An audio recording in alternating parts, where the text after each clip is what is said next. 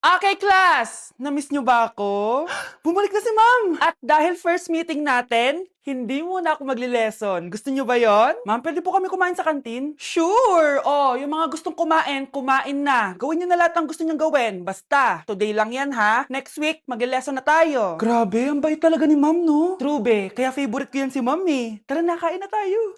Okay, class, what is the powerhouse of the cell? Scarlett? Ano ba yun? Starts with letter M. Mitochondria? Very good! Kaya mo naman pala eh. Thank you, ma'am. O, class, mag-e-exam kayo ha. Dinalian ko na to para sa inyo. Lahat ng nasa lesson natin, nandito. Okay, get one and pass.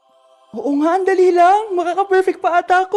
A few moments later. Okay, time's up. Pass your papers. Wow naman, lahat kayo nakakuha ng high scores. Magaling ka kasi magturo, ma'am.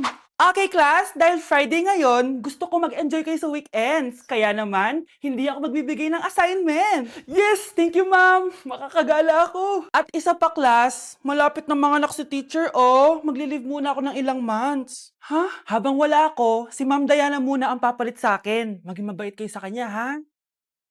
Hi, class! Namiss niyo ba ako? At dahil first meeting natin, may surprise quiz kayo. Nandito na naman yung pet peeve ko. Hindi! Hindi!